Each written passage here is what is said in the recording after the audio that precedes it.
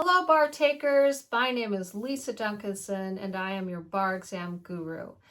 I'm the owner and founder of Bar None Review, a full-service bar prep company, and I'm the author of the Bar Exam Guru blog. So I'm here today to start a series of videos. These are going to be short, brief videos about insider tips for the essays. Okay, not insider tips in terms of corporations and all of that, just insider tips on the essays. So why do you need insider tips? Because unfortunately, bar prep programs, none of them teach you this.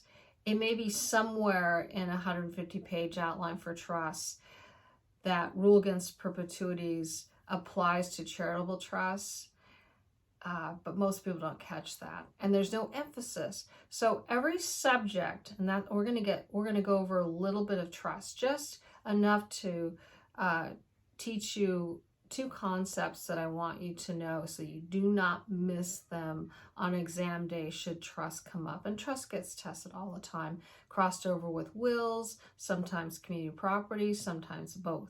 So it's important to know these little insider tips or nuances that without which it's hard to get an above passing answer. And if you have it and you miss something else that's kind of minor, you're still going to do really well, because most people, you need to set yourself apart. Most people don't know these things. So my first insider tip for the bar exam is in trust today, and it has to do with the fact that rule against perpetuities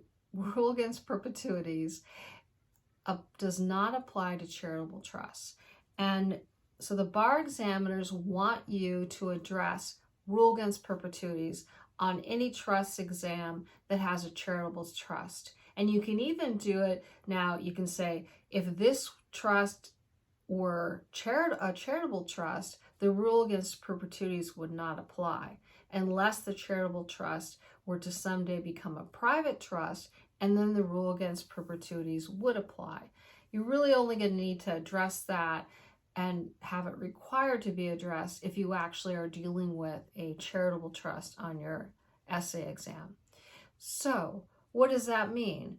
Well, you do not have to address rule against perpetuities by IRACing it and stating the rule. You should know that rule and be comfortable with it on the multiple choice section on the MBEs, but it's not something you're going to have to write out on the essay exam. But it is tested in trust when they are testing a charitable trust.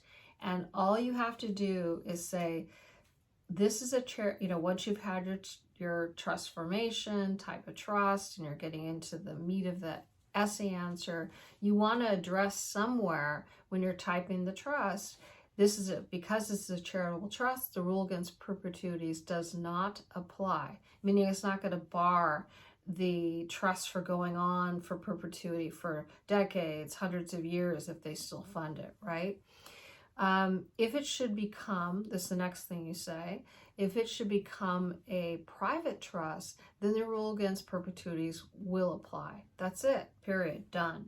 And then you move on to the other issues that are at play on that essay. The other area I want to just address, let's first just do a really mini quick review of trusts, okay? So there are three areas in trust that you have to focus on. The first is formation. The second is the type of trust you have at issue, and there may be more than one. And the third area is the power, or are the powers and duties of the trustee or trustees. And there can be multiple trustees. So those are the three areas. I'm not going to do an extensive review of trust because we do that in our course. I'm here today just to point out the nuances. So when you have formation, you have to look at the beneficiary, that there are identifiable, ascertainable beneficiaries. The trustee, there has to be a named trustee or trustees. If not, the court will appoint them if they refuse the trustee position or pass away. There has to be a sufficient race set aside, delivered. That can be a testable issue. I'm not getting into that today. There has to be intent on the part of the settlor to create a trust, and there also has to be a valid legal purpose. So B trips, beneficiary, trustee, race, that's the property and the asset that, or assets that are in the trust. And then you have intent on the part of the settlor to actually create a trust, and there has to be a valid purpose, a valid and legal purpose. That isn't usually a problem, so it's kind of a just, you quickly go through that. And the settlor has to also have the capacity to create a trust, and that capacity is the same capacity that a testator must have in wills. So we're not going over that. Then the next area is types of trust. There are many different types of trusts. So you want to address formation, and there may be some issues that come up there, but then you'll move on to the type of trust that was intended. And there are so many types of trusts. So there's 1, 2, 3, 4, 5, 6, there's probably 10 or 15 in here. Most trusts are inter vivos, meaning that they're created in the lifetime of the testator. So that's one that you probably will usually bring up. And then you have other types of trusts, testamentary trusts. You have a charitable trust, and that's what we're going to talk about today. And the other area we're going to talk about is the area of spendthrift, discretionary, and support trusts. So let's start off with charitable trust, and what is the inside information that people don't know that you need to know in order to get a really good score and a passing, or hopefully a well above passing essay answer. So when you have a charitable trust, this is the only area on the California written portion of the bar exam that they expect you to address rule against perpetuities. Yep, they want to see it whenever you have a charitable trust. Does that mean you state the rule for rule against perpetuities and you apply it? No. But what it means is you need to show them how savvy you are and how much you know, which is a charitable trust can go on for 100 years as long as it's funded and run by successing trustees. However, what you want to bring up is it can do that because the rule against perpetuities does not apply to charitable trusts. So it can go on and on and on. And then your next point that you make, this is just one sentence, is going to say, the rule against perpetuities does not apply to charitable trusts, period. Okay, it's 2 sentences. However, should a charitable trust become a private trust at some point, then the rule against perpetuities will apply. That's it, period. That is it. And that one statement or pronouncement is 2 sentences. Charitable trust, rule against perpetuities should be a heading. Rule against perpetuities does not apply to a charitable trust.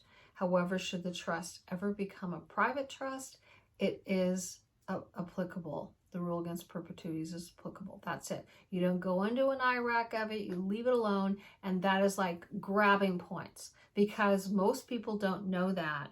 And if you want proof of it, you can look through 10 trust essays and find some that have charitable trusts, and you will see that both answer A and B bring up rule against perpetuities. You will not see this in a National Bar Prep course. You will not see it in model answers from a National Bar Prep course, or even in model answers from a boutique bar prep course for California. It is non-existent. And I'm frustrated about that, but that's why I'm frustrated for students and examinees who miss so many points unnecessarily, because every subject has multiple insider tips, inside nuances that are required for a passing and above passing answer. And you really need to be writing above passing answers because you just have to. You have to do that. So that's the first thing. The second thing is when you're in the area of types of trust, we've already talked about charitable trust and what you have to do. And then when you get to these 3 trusts, spendthrift, support, and discretionary trust, there's 3. They go together. They're different. How are they different? A discretionary trust is one where the trustee can provide payments or whatever assistance at any time that they wish to the beneficiary. A support trust is a type of trust that is for the support of that beneficiary to the level that they are accustomed to. So if they're used to driving a Ferrari and living in a $27 million home, that's the kind of support they're going to get. And that seems to bother students, but that's the rule under a support trust. And then the third area, and these all go together, is a spendthrift trust. So why does it matter what type it is? It matters what type of these three it is for a couple of reasons. One, the bar examiners might say there's a spendthrift clause, but that doesn't mean that it's only a spendthrift trust. It could be a discretionary trust. It could be a support trust. And so it's important because the creditors of that beneficiary will have certain rights to assets or maybe to the race depending on the type of trust that it is. So if it's a spendthrift trust, then the race cannot be attached even when it's dispersed unless it's for taxes and necessaries. So that gives you a lot of protection. But I'm not concerned about that. What I'm concerned about passing on along to you is that you need to know whatever the language says that gets you into the area of spendthrift trust, that you need to talk about spendthrift, support, and discretionary trust. And if they tell you it's a discretionary trust, you need to know you have to talk about spendthrift, support, and discretionary trust. So whatever you are told, whatever you read in the essay, if it's any one of those three, you have to talk about all three. So there will be a different result under each one for whether creditors can reach the race or the assets once they have been dispersed. Okay, those are the two areas, the charitable trust issue and the fact that you want to have all three of those types of trusts together. Should one of those be at issue, all three need to be discussed. So that's really it that I wanted to cover today. And I can tell you that most people have no idea about any of what I just said unless you're sitting here listening to it. And if you don't understand it, please reach out. You can leave a comment on the blog at barexamguru.com. You can email me at barexamguru@yahoo.com. You can also reach us on barnunreview.com, and there's a contact request up in the upper right-hand corner of the website. That's our company website.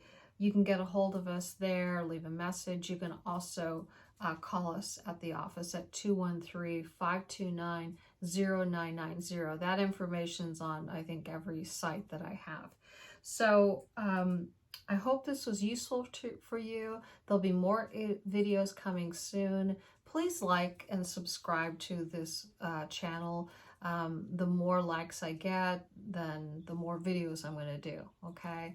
Because I really am passionate about helping people through the bar exam. This is free, so why not sign up? Why not subscribe to this channel, and you'll always get an update for the next video.